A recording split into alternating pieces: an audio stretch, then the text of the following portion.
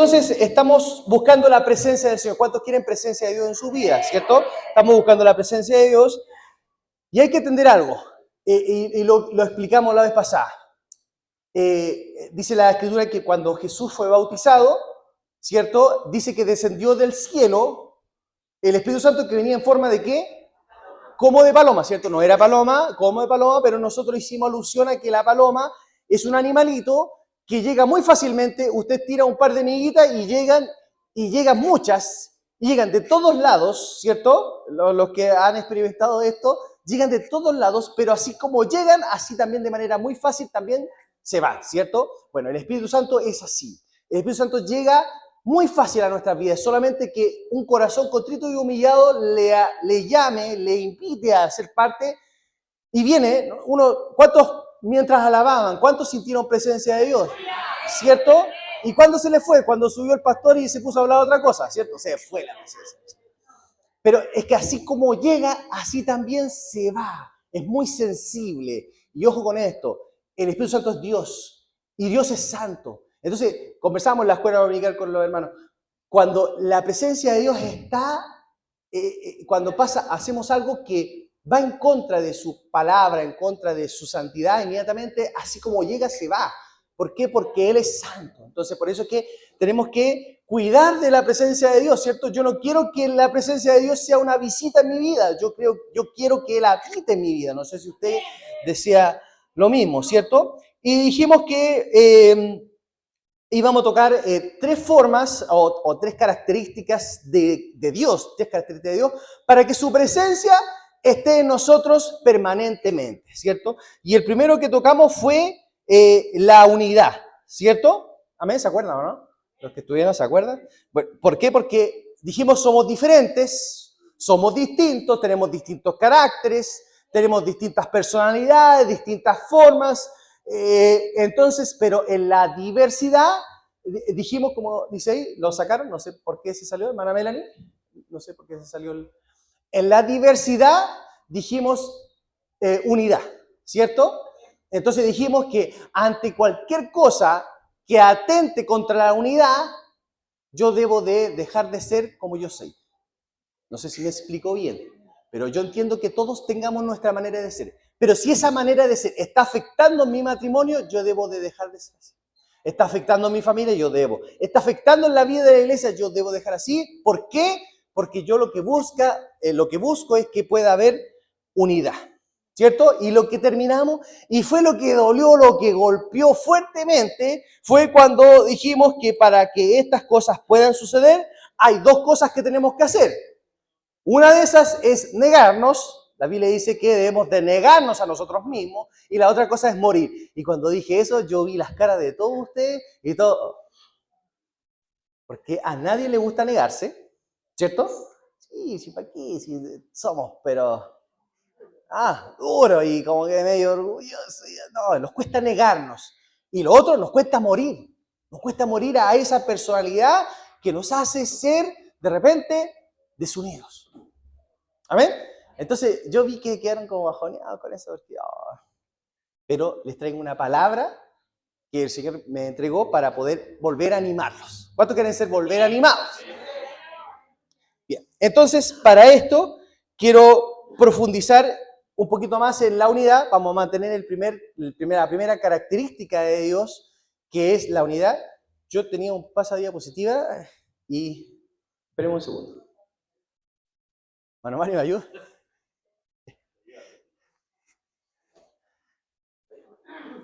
Es que el bolsillo está roto y se fue por ahí búsquelo. Ya, ahora sí, lo que pasa es que, bueno, somos familia. Mi señora me va a retar. Lo que pasa es que el bolsillo de la chaqueta tiene un pequeño hoyito y se fue por ahí. Me va a retar. Pero bueno, señor, tú me defiendes. Tú peleas mi batalla, señor. Por ahí está, hermano. Bien. Entonces, ¿lo encontró? Gracias, hermano. Lo cosió, hermano. Lo cosió. Bien. Dice el libro de Efesios, el capítulo 4, el verso al 1 al 4, dice: yo pues preso en el Señor, os ruego que andéis como es digno de la vocación con que fuisteis llamados, ¿Cómo debemos de andar? Con toda humildad y mansedumbre, soportando, ojo con esta palabra soportando, ¿ah? Porque la palabra soportando, esta palabra a veces se confunde porque cuando habla de esta palabra dice sosteniendo, afirmando. A eso es lo que está haciendo alusión. No al, ya no lo soporto más, no es eso, es a esa alusión está haciendo. Soportando con paciencia los unos a los otros, en amor, solícitos en guardar, y lo puse en grande, la unidad del espíritu en el vínculo de la paz, un cuerpo y un espíritu, como fuisteis también llamados en una misma esperanza de vuestra vocación. ¿Amén? Entonces, es importante poder ver este versículo porque dice solícitos en guardar. ¿Qué quiere decir eso? Es decir, preocúpate mucho de guardar esto. Esto que está aquí es muy importante porque así es como debemos de andar, así debemos de ser por nuestra vocación, nuestra profesión, por decirlo de alguna forma, pero preocúpate bien, dice el Señor, de guardar esto. ¿Qué cosa? La unidad del Espíritu. ¿Ah? Dile que está al lado tuyo, hay que preocuparse de guardar la unidad del Espíritu. ¿Ya? La unidad del Espíritu. ¿Y por qué la unidad del Espíritu? Y esto nos va a ayudar mucho con el negarnos a nosotros mismos y el poder morir. ¿Por qué? Porque la Biblia dice también en el libro de Hechos, en el capítulo 2, versos 46 y 47. Mire, vamos a hacer un ejercicio. Lo vamos a leer desde abajo hacia arriba. ¿Ya? ¿Para qué? Para poder entender esto. Dice la Escritura, y el Señor añadía cada día a la iglesia los que habían de ser salvos. Quiero decir algo muy importante. Era realmente el deseo, la euforia, la persistencia, la constancia de la iglesia es que pudiera llegar más gente. No. Dice la Escritura que era una consecuencia de algo que vamos a ver más arriba. ¿Por qué? Porque finalmente el que añadía a la iglesia era él. ¿Amén? Ellos tenían otra consigna, había otra cosa que ellos tenían que mantener. No preocuparse que venga más gente, que venga. No estoy diciendo que sea malo, no, que bueno que llegue gente, pero no era su deseo tan grande en profundidad, porque entendían que el que añade a la iglesia es el Señor. ¿Amén? Muy importante esto, y es muy importante entenderlo. ¿Por qué? Porque es el Señor el que da el crecimiento. Es como cuando uno le dice a los niños cuando son chiquititos, o cuando son como la Matilde o los chiquitos, les dice, tienes que comerte todo esto, porque si te comes todo esto, tú vas a hacer, ¿qué cosa? Grande y fuerte, ¿cierto? Sí. A mí me dijeron incluso que va a tener pelo lindo y no era muy cierto. Pero fuerte, vas a crecer grande y fuerte. Bueno, en esto es lo mismo, en la iglesia del Señor. Para poder crecer grande y fuerte, necesitamos alimentarnos muy bien, muy bien. Entonces, hay que entender esta parte. Ahora, si seguimos leyendo hacia arriba, dice, alabando a Dios, o sea, es muy importante dentro de la iglesia que se alabe al Señor. En esta iglesia nosotros alabamos al Señor, ¿cuántos dicen amén? ¿Cierto? Alabamos al Señor. Y dice además, y teniendo favor con todo el pueblo, con todo el pueblo. Esto es muy importante, mis hermanos amados. ¿Por qué? Porque otra de las grandes características que tenía la iglesia del Señor es que ellos eran de buen testimonio para la gente. Es muy importante el testimonio, mis hermanos amados. Por eso es que es necesario que nosotros nos neguemos a nosotros mismos, es necesario que nosotros muramos a nosotros mismos. ¿Por qué? Porque la gente, los ojos están pendientes en nosotros.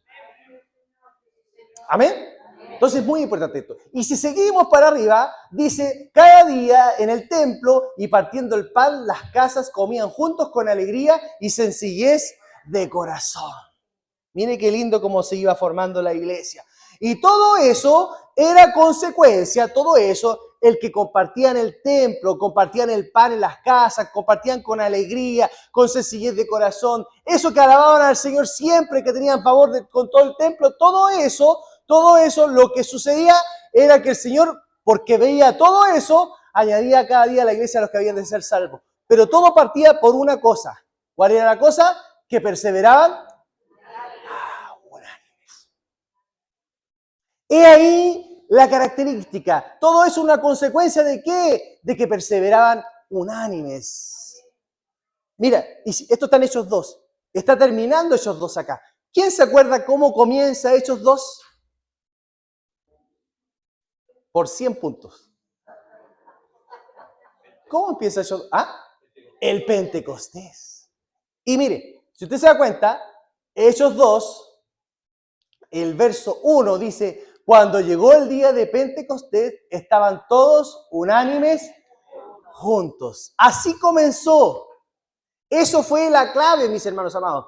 De ahí fue que gatilló que cayera y derramara el Espíritu Santo. ¿Por qué mantenía eso? Porque siguiendo, caminando en los siguientes capítulos, ellos continuaban esto, perseveraban unánimes. Y ahí, mis hermanos amados, es donde está la clave de todo esto. Y se los digo por algo muy importante. Cuando Jesús murió y resucitó, se le apareció a más de 400. Y a todos ellos les dijo, esperen aquí, porque va a venir sobre vosotros el Consolador, ¿cierto? El Espíritu Santo, ¿cierto? Esperen aquí. Les dijo eso. Yo pregunto a la iglesia, ¿sobre cuánto fue derramado el Espíritu Santo en ese momento? ¿Sobre 100? ¿Sobre 120? ¿Y qué pasó con los 280? ¿Qué sucedió con ellos? La clave de que cayera el Espíritu Santo, ¿cuál era? Que estuvieron unánimes. ¿Será que no estaban unánimes ellos? ¿Será que hubieron... Tienen que haber habido... Yo pregunto, ¿qué es la iglesia aquí nosotros? Si imagina que yo un día le digo, ya hermano, ¿sabe qué? Nos vamos a quedar una semana todos aquí compartiendo el pan. ¿Cuánto duramos? Unánime. El primer día, los varones a cargo del desayuno. Huevos con jamón. Es que no me gusta el jamón. Leche de crema. No, es que yo tomo sin lactosa. Oh. Hermano, es difícil, es muy difícil. Por eso es que finalmente no pudieron llegar todos los que había dicho el Señor. Por eso es que usted, hermano, hermana, ante alguna diferencia o alguna desigualdad, entienda que lo fundamental es la unidad. La unidad. El poder decir, Señor, yo pienso así, pero en realidad, en favor de la unidad, yo voy a seguir. Y esto se lo digo ¿por qué? Porque la palabra Pentecostés, yo sé que has escuchado de las iglesias pentecostales, ¿cierto? Bueno, nosotros venimos de las iglesias pentecostales, pero no de esa iglesia. No de las iglesias pentecostales. Ese es un nombre que le pusieron a una muy linda iglesia, respetada, todo lo demás. Pero nosotros somos pentecostales porque nosotros creemos que ese movimiento que ocurrió puede ocurrir hoy en este lugar. ¿Alguien lo cree? ¿Esto? Entonces, para que eso suceda en este lugar, la característica oficial es que todos estemos unánimes juntos. Por eso el Salmo 133 dice, ¿cómo empieza? Bueno, es hermoso habitar los hermanos juntos en armonía, dice, porque allí envía el Señor bendición y vida eterna. Ahí está la clave. ¿Cuál es el problema de esto? El problema es que todos, o no todos, los de otra iglesia, no nosotros, le prestan atención a las manifestaciones. Y las manifestaciones, como lo estudiamos hace algunos domingos atrás, son manifestaciones que duran, pero que después se van, ¿cierto? No es que cuando el pueblo está temblando es porque viene y hay que temblar, o hay que ver fuego, o hay que ver lenguas y que hablan en lenguas. Y está súper bien, pero son manifestaciones. Y las manifestaciones se van. Lo que el Señor quiere es que le prestemos atención porque sobre eso, cuando el Señor vio eso, cae el Pentecostés en que estemos todos unánimes juntos. ¿Cuántos dicen? Amén. ¿Amén? Bien, sigamos avanzando. El libro de Hechos, el capítulo 4, el verso 32 dice, y la multitud de los que habían creído eran de un corazón y un alma, y ninguno decía ser suyo propio, nada de lo que poseía, sino que tenían todas las cosas en común. ¿Se dio cuenta de este gran detalle, hermanos amados? Oiga, hoy en estos tiempos, no acá, en otra iglesia, 2 o 3 que se pongan de acuerdo, ¡uy, qué cuesta! No sé si lo han visto ustedes en otros lados, no acá. Cuesta mucho. Aquí dice que una multitud se ponían de acuerdo. ¿Sabe por qué, hermanos amados? Porque en sus mentes solamente estaba el que Cristo pudiera ser glorificado. Nosotros en estos tiempos ponemos sobre todo eso nuestros intereses propios y nuestros bienes nosotros, no, es que nosotros primero. ¿Ah? Vamos a paseo y no, salva nosotros primero, después el resto. Y no es, a todos vamos a tener paseo en febrero, ya está confirmado para que se preparen. No me acuerdo la fecha, pero está. Entonces, todas estas actividades son para poder lograr que haya una unidad. Y el problema es que hoy en día con los paseos parece que como que terminamos más peleados. Y en vez de ser algo de edificación, sea algo de bendición. Entonces, por eso es que vamos a hacer algo con la ayuda del Señor, algo en lo que todos podamos unirnos y podamos todos comer lo mismo. Videos con salsa. No, vamos a hacer algo bueno. ¿Ya? Entonces, en esto es que tenemos que ponernos de acuerdo, unirnos en unidad. Y dice, ¿por qué? ¿Por qué es tan importante esto? Cuando hubiera orado, el lugar en que estaban congregados tembló y todos fueron llenos del Espíritu Santo y hablaban con de nuevo la palabra de Dios. Entonces, yo pregunto, ¿cuál es la característica de un hombre lleno del Espíritu de Dios? Yo sé que uno lo ve en internet, alguien que tiene poder, que tiene autoridad y que hace esto y que hace esto otro y que grita y... No, hermano, la característica de alguien lleno del Espíritu es alguien que mantiene el vínculo de la unidad. Una iglesia llena del Espíritu es una iglesia que mantiene el vínculo del Espíritu. Y ese vínculo del Espíritu está ligado a algo muy importante. ¿El primer fruto del Espíritu cuál es? Amor. Amor. Y esto se los digo por qué. Y aquí vamos a entrar al mensaje. Esa era una introducción. Dice la Biblia, en el libro de Juan, el capítulo 13, el verso 34. Un mandamiento nuevo os doy, que os améis unos a otros, como yo os he amado, que también os améis unos a otros. ¿Qué significa un mandamiento? Una orden, ¿cierto? Ayer compartíamos en Rancagua, compartía la palabra del Señor, y le decía, muchas veces decimos, Señor, que venga tu reino, ¿cierto? Señor, que venga tu reino sobre mi vida, y a veces lo hemos orado. ¿Saben lo que significa que venga tu reino? Significa que yo le estoy diciendo al Señor, yo acepto todos tus mandamientos y tus preceptos porque tú eres el rey. Y como tú eres el rey, yo me someto y me sujeto a esto. Cuando yo no lo hago, o cuando yo digo, no, si no es tan malo esto, y yo estoy haciendo obediencia y me estoy sometiendo a las leyes del otro rey, del de este mundo. Y no podemos servir a dos señores. ¿Entiendes? Entonces, este es un mandamiento del rey. ¿Quiere que venga el reino de Dios a su vida? ¿A su familia? ¿A su hogar? Entonces, obedezcamos su mandamiento. Y el mandamiento es, uno de los tantos, es que nos amemos unos a otros. Y es difícil. Pero se pone más difícil cuando el Señor dice que lo tenemos que hacer como yo los he amado. ¿Y cómo nos ha amado el Señor? Entonces uno inmediatamente dice, no, Señor, no puedo. No puedo eso. Diga, no puedo. No, si no, no podemos. ¿Y para qué? No nos engañemos. No podemos. No podemos. Pero hay una esperanza.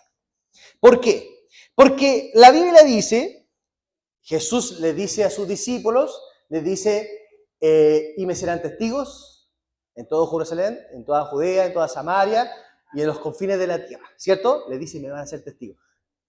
¿Se imagina? Nosotros hubiésemos sido los discípulos y el Señor nos dice eso. Y Señor, ¿y cómo lo hacemos? Pues está hasta los confines de la tierra. O sea, está diciendo, me van a ser discípulos.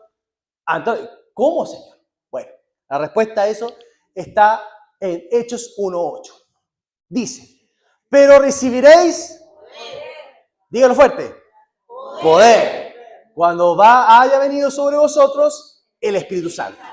Y me seréis testigos en Jerusalén, en toda Judea, en Samaria y hasta los últimos de la tierra. Bueno, les tengo una muy linda enseñanza. ¿Sabe usted lo que es poder? ¿Qué es poder?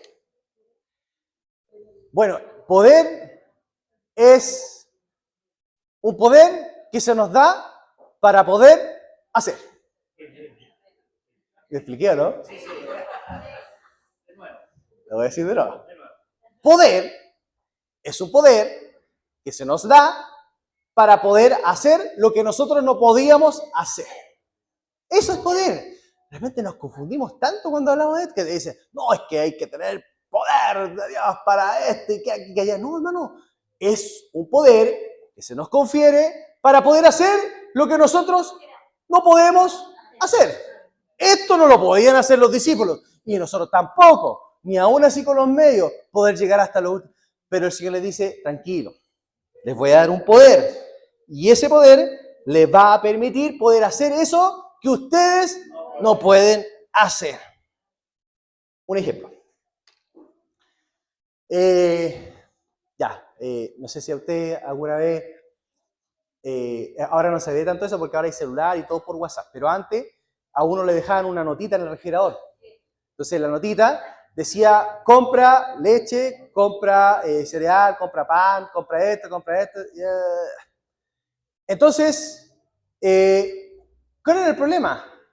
Uno le decía, pero uno regañaba porque tenía que hacerlo, pero al final de cuentas uno decía, pero ¿cómo lo voy a hacer si no tengo plata? ¿Cómo lo hago para hacer todo esto? Pero uno sacaba el mandamiento que se nos había dado y atrasito había un elástico que estaba amarrado y ahí decía el dinero que necesitaba y decía además, y cómprate un helado. Entonces, ¿qué les pasó? A mí me pasó alguna vez que tuve que... Entonces, no había excusa. No había excusa de no hacerlo. ¿Por qué? Porque estaba todo ahí escrito lo que tenía que hacer y estaba el poder, la plata, para poder hacerlo, para poder lograrlo. Entonces, en la iglesia, en las cosas del Señor, es lo mismo. Es lo mismo. No puedo decir yo, Señor, no lo voy a hacer porque yo no puedo hacer, porque junto con el mandamiento está la forma de poder hacerlo. Ahora, yo pregunto a la iglesia, ¿qué pasaría si cuando llega el papá o la mamá, la que le dio la orden de hacer esa compra, viene y le dice, ¿y compraste las cosas? No. ¿Qué significa? Castigado. ¿Cierto? Castigado, no hay tele, no podéis salir, nada. Y bien merecido me lo tengo. Pero ¿qué hubiese pasado si en el mandamiento no hubiese venido el dinero? El poder. Yo le digo, pero si no me dejaste la forma en poder hacerlo, ¿cómo no te la dejé? No, pues, ay, verdad. ¿Puede castigarlo? No, bueno, si es papá te castigan igual antes, ahora no. Pero no puede de alguna forma porque no te dejó la forma de poder hacerlo. Yo pregunto, ¿el Señor pudiera, el día en que tengamos que compadecer ante Él, podría juzgarnos ante algo si Él no nos hubiese dado la forma de hacerlo? No podríamos. Pero como nos entregó la forma de poder hacerlo, sí puede hacerlo. Sí puede hacerlo el Señor.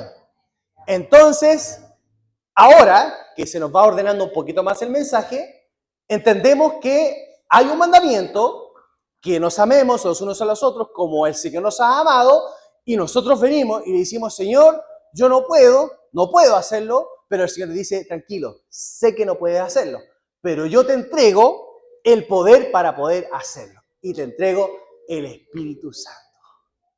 Y el Espíritu Santo, ¿en cuántos de nosotros vive el Espíritu Santo? ¿Cierto? Entonces, en cada uno de nosotros está ese poder. Lo que pasa es que hay que activarlo, hay que sacar la notita del refrigerador y desenrollarlo y darse cuenta que ahí está el poder para hacerlo. ¿Cómo se activa ese poder? Cuando yo le digo, Señor, yo no puedo, pero por el poder que tú me has dado, yo lo voy a hacer. Mire, Juan 6:63 dice, el Espíritu es el que da vida. La carne para nada aprovecha.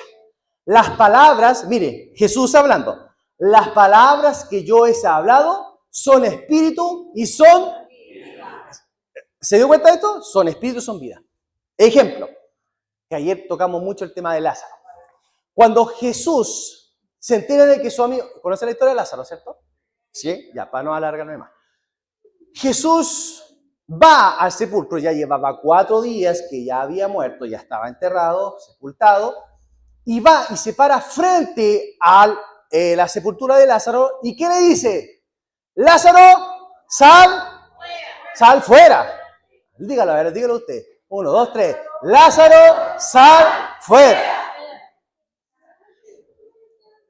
El tema es, ¿un muerto puede salir afuera? No puede, pues. ¿Cómo si está muerto? No puede hacerlo, pero las palabras de Jesús son espíritu y son vida. Entonces Lázaro está ahí, usted imagínese un poquito, Lázaro está ahí y dice, Señor, yo no puedo, pues estoy muerto. Pero como tus palabras son espíritu y son vida, lo voy a hacer. ¿Y qué hizo Lázaro? Salió fuera. ¿Entendió? Mire, otro ejemplo. Jesús, había una tempestad, estaban los discípulos, ¿cierto?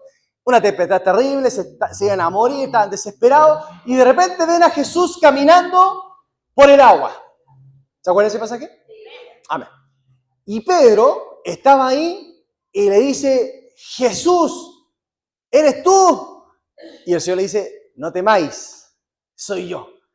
Y Pedro le dice, si eres tú, manda a que yo vaya allá donde estás tú. ¿Y qué le dijo el Señor? Mira el mandamiento que le dice el Señor. Ven. Nada más. Ese fue el mandamiento. Ven. Sus palabras son espíritu y son vida. Es decir, él podía hacerlo. ¿Se imagina usted le dice a usted el Señor? Ven. ¿Qué le diría usted? Pedro era osado, Pedro era atrevido, pero usted diría, no, Señor, tranquilo, si yo te creo que eres tú. Estoy convencido de que eres tú. Pero Pedro era atrevido, era osado. Y dice que Pedro bajó de la barca y caminó por el agua. Nadie sabe cuánto caminó. Caminó. Que después se ahogó, pero... Pero el tema es que Pedro obedeció ¿a qué? A un mandamiento.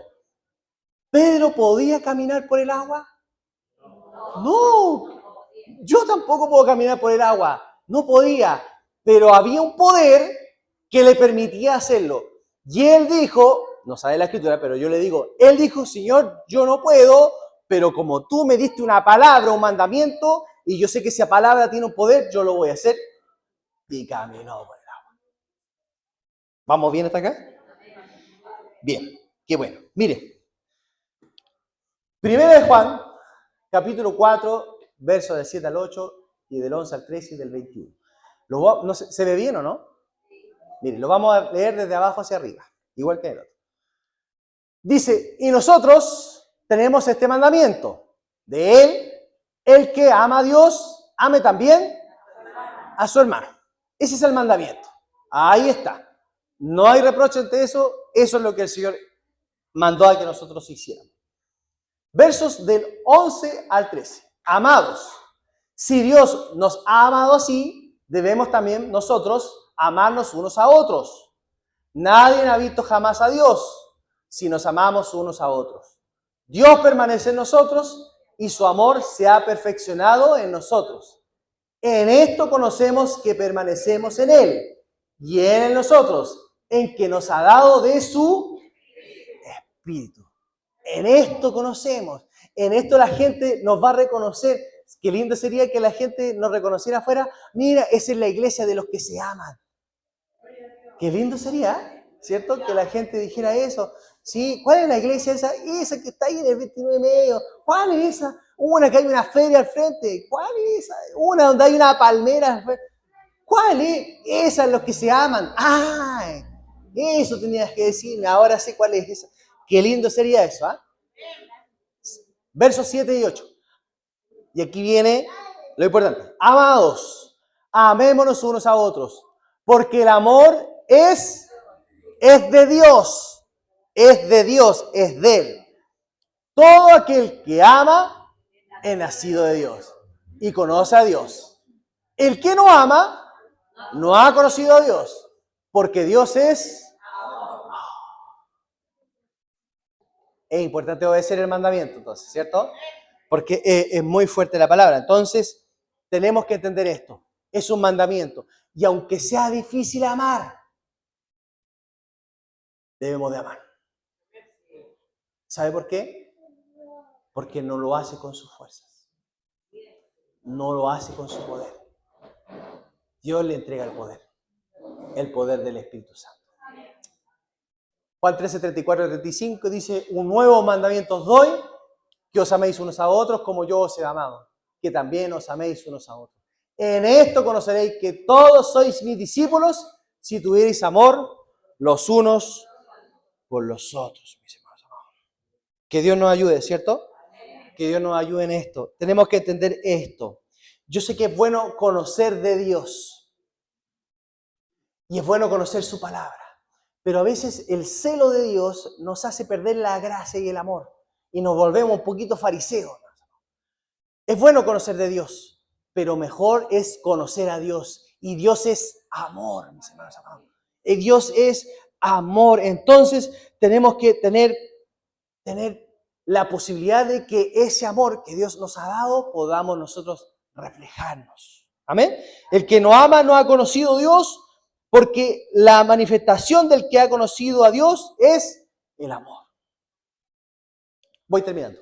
1 Corintios 13:13 dice, y ahora permanecen la fe, la esperanza y el amor. Estos tres, pero el mayor de ellos es el amor. ¿Por qué es el mayor? Porque Dios es amor. Porque Dios es amor, exactamente. Pero hay algo muy importante. En este mundo, ¿necesitamos fe? Por supuesto. ¿Necesitamos esperanza? Por supuesto que sí. ¿Necesitamos amor? Por supuesto que sí. Cuando el Señor nos lleve a su trono, a su reino, a esas moradas que el Señor está preparando para nosotros, ¿necesitaremos fe?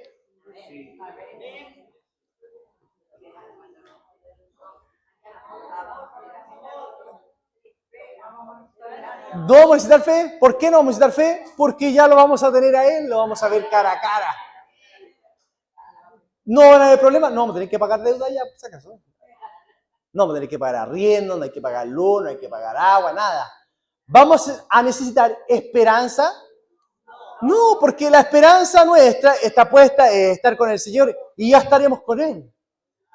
Pero sí necesitaremos amor. ¿Por qué? Porque lo único que vamos a hacer allá es adorarlo a Él día y noche. Y uno adora, ¿a quién adora? ¿Al que? Al que ama. ¿Amén? Amén. Ya, con esto sí que termino.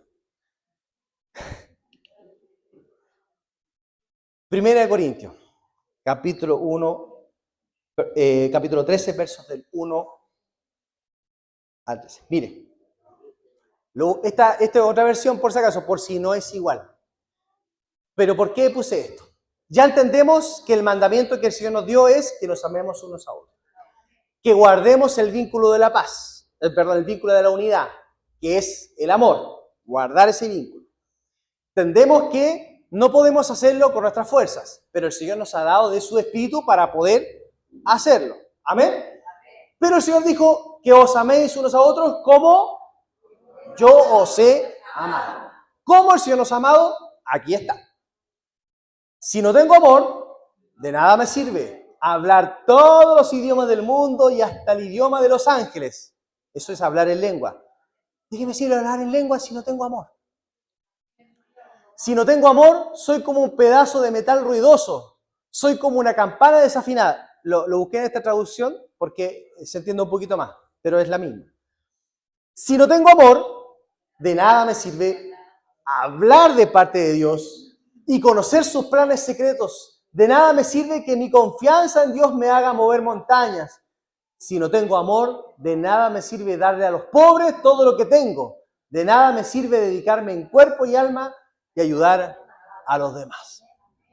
Sigue diciendo, el que ama tiene paciencia en todo. ¿Cierto? Ahí empezaron los codazos, ¿estás escuchando? Y siempre es amable. El que ama, no es envidioso, ni se cree más que nadie, no es orgulloso, no es grosero, ni egoísta, no se enoja por cualquier cosa. ¿Estás escuchando? Están diciendo ahí. No se pasa la vida recordando lo malo que otros le han hecho. No aplaude a los malvados, sino a los que hablan con la verdad. El que ama es capaz de aguantarlo todo, de creerlo todo, de esperarlo todo, de soportarlo todo. Sigue diciendo, solo el amor vive para siempre. Llegará el día en que ya nadie hable de parte de Dios, ni se hable en idioma. Eso cuando estemos allá en el cielo con el Señor. Ni sea necesario conocer los planes secretos de Dios porque estaremos con Dios y Él nos va a contar todo. Las profecías y todo lo que ahora conocemos es imperfecto. Cuando llegue lo que es perfecto, todo lo demás se acabará. Alguna vez fui niño y mi modo de hablar, mi modo de entender las cosas y mi manera de pensar era la de un niño, pero ahora soy una persona adulta y todo esto lo he dejado atrás. Ahora conocemos a Dios de manera no muy clara, como cuando vemos nuestra imagen reflejada en un espejo oscura. Pero cuando todo sea perfecto, veremos a Dios cara a cara. Ahora lo conozco de manera imperfecta, pero cuando todo sea perfecto, podré conocerlo como Él me conoce a mí. Hay tres cosas que son permanentes: la confianza en Dios, la seguridad de que Él cumplirá sus promesas y el amor. De estas tres, la más importante es el amor. El amor. ¿Saben cuál es el problema de este capítulo? Es un capítulo muy lindo, pero ¿saben lo que pasa? Es que cuando lo leemos pensando en el de al lado. Ese es el problema. ¿Por qué? Porque cuando dice el amor todo lo puede, ¿viste? ¿Viste que tú no puedes soportarme? ¿Viste que tú no puedes amarme? ¿Ah? Claro, lo vemos pensando en el que está al lado, pero el pasaje me está hablando a mí, ¿cierto? A mí. Y logra entender que no podemos soportarlo todo. Por nuestra forma, no podemos creerlo todo. No podemos. Pero el Señor dice que Él nos dio el poder para poder hacer lo que nosotros no podíamos hacer. Que el Señor nos ayude. ¿Cierto? Que el Señor nos ayude y que nos permita poder entender esto. Mire, Jesús, el amor que nosotros podemos dar es un amor condicional, es un amor variado, es un amor que siempre está sujeto a cambio. Hoy día te amo y mañana ya no te amo, ¿cierto? Pero el amor de Dios es perfecto y es eterno. Acuérdense que el Señor le decía, si alguien te da una mejilla, pon la otra. Si alguien te pide que le des su capa, dale la túnica. Y si alguien te pide que le lleves una milla, llévalo dos. Es un amor extremo, mis hermanos. Entonces el llamado al Señor es este, que hoy día podamos hacer un compromiso. Es fundamental la unidad. Yo quiero que aquí caiga un derramamiento del Espíritu. No lo quiero para que seamos famosos, para que salgamos en la tele, para que... No, lo quiero porque lo necesito.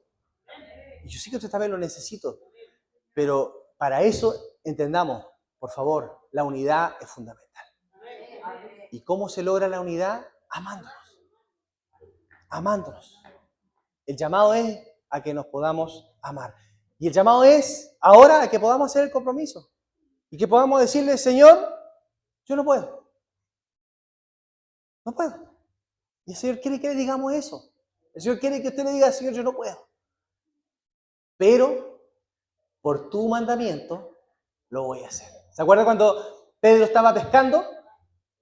Estaba pescando y no pescaba nada. Y viene el Señor y le dice, tira la red para la derecha. Y Pedro le dice, pero si hemos pescado toda la noche. Quiere salir la tele y la Magda. Hemos pescado toda la noche. ¿Pero qué le dice Pedro? En tu palabra lo haré. Lo que puede hacer usted es decirle, Señor,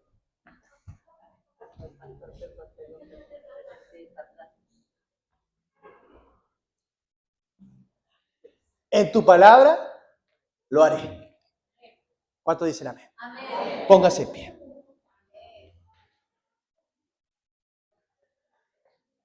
Y le quiero decir algo más, mientras está puesto en pie.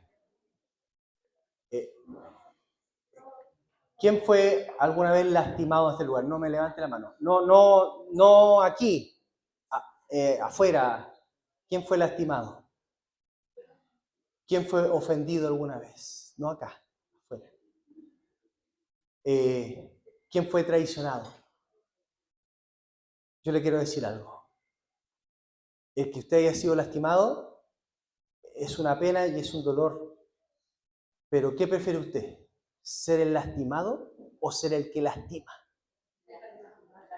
¿Qué prefiere usted? ¿Ser el ofendido o ser el que ofende? ¿Qué prefiere usted? ¿Ser el que lo traicionan o ser el traicionero?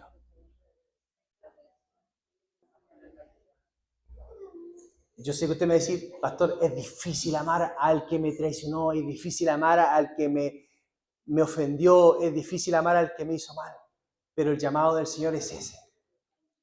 Es un mandamiento nuevo os doy, es que os améis unos a otros como yo los he amado. No puedo, Señor, pero por tu palabra y por tu poder lo voy a hacer. Voy a dar ese paso. ¿Sabe cuándo se activa ese poder? Cuando usted dice, lo voy a hacer.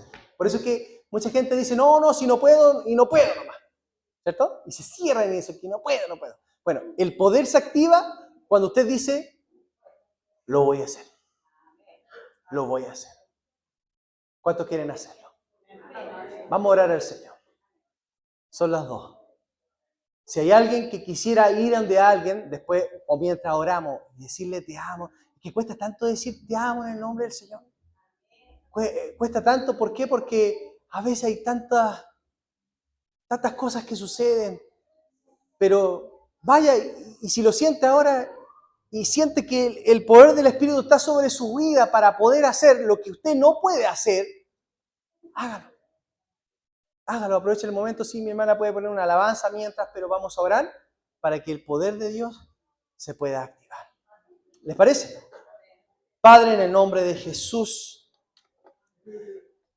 Señor, no puedo, Señor, yo. Señor, no porque sea el pastor, Señor, significa que tengo el poder para poder hacerlo, Señor. Pero, Señor, tu palabra dice que nos daría un poder que nos permitiría poder hacerlo, Señor mío. El poder del Espíritu Santo, Señor. Sé que muchos dan el lugar al Espíritu Santo por muchas otras cosas que son muy bellas, pero lo más importante es que el Espíritu Santo siempre va a luchar por la unidad. Él descendió cuando había unidad. ¿Por qué? Porque Él no podía descender a un lugar donde no había unidad. Señor, por eso es que tú siempre vas a luchar por la unidad. Señor, en el nombre de Jesús, Que hoy día podamos dar ese paso, Señor mío. Que hoy día podamos decirle al Señor, yo no puedo, Señor. He intentado tantas veces de poder hacerlo, Señor. He intentado tantas veces de poder acercarme a esa persona y poder decirle te amo, Señor mío. Pero no he podido. Por supuesto que no vas a poder nunca. Porque no puedes hacerlo, no podemos hacerlo por nuestros medios, por nuestras fuerzas, porque no está en nosotros. En nosotros está el hacer un poder, decir amar, pero amar incondicionalmente. Pero hay un poder que se nos fue concedido. Y en ese mandamiento que tú entregaste, que nos amemos unos a otros, ahí amarradito con el elástico, está la forma de poder hacerlo. Está el poder para poder hacerlo. El Espíritu Santo. Y ese poder se activa cuando nosotros decidimos dar el paso. Así como lo hizo Pedro. No podía caminar por el agua, pero él dijo, en tu palabra me sostengo. No se sostenía en el agua, él se sostenía en el mandamiento que Dios le había dado. Y el mandamiento era, ven. Lázaro no podía moverse, no podía salir de esa tumba porque él estaba muerto. Ningún muerto puede moverse, pero él se movió porque las palabras de Jesús son espíritu y son vida. Y esa palabra le dio la oportunidad no solamente de resucitar, sino también la palabra le dio el poder para poder moverse de ese lugar. Señor, saca toda frialdad de nuestros corazones, Señor. Señor, saca todo orgullo de nuestras vidas, Señor mío, que no nos permiten hacer eso. Señor, hazle saber que por ese orgullo y por esa soberbia y por no guardar el vínculo de la unidad, nos estamos prohibiendo de algo maravilloso, que es que el Espíritu Santo pueda fluir. Señor, en el nombre de Jesús, en esta hora, Señor mío, yo quiero romper en el poder de Jesús, en el poder del Espíritu, toda desigualdad. Todo daño que se podría haber hecho, todas palabras hirientes ahora en el nombre de Jesús son sanadas para la gloria tuya, Señor mío. Toda cosa que vaya en contra del mandamiento que tú nos has dado, Señor mío, en el nombre de Jesús son sanados ahora en el nombre de Jesús y son cicatrizados inmediatamente, Señor mío. ¿Para qué? Para que podamos atender ahora el mandamiento, Señor mío. Señor, te ruego en el nombre de Jesús que esta iglesia pueda crecer, pueda madurar, Señor mío, pero pueda crecer en la unidad, Señor mío. ¿De qué nos sirve hablar en lenguas? ¿De qué nos sirve hacer tantas cosas, Señor mío? Si no está la unidad. Señor, en el nombre de Jesús, yo te ruego por la misericordia que tú nos das, Señor mío, que tú lo puedas hacer, Señor. Redarguye nuestros corazones. Redargúyenos, Señor mío, y haznos ver, Señor mío, que somos nosotros el impedimento para que el poder de tu Espíritu pueda caer de manera sobrenatural en nuestras vidas, Señor mío. Está en nosotros el decir, no puedo yo, Señor, pero por el poder de tu Espíritu lo voy a hacer, Señor. La gloria es para ti siempre, Señor. En el nombre poderoso de Jesús. Amén. Y amén. Antes de sentarse, ya que mi hermana no puso la alabanza, le voy a invitar a que estamos despedidos.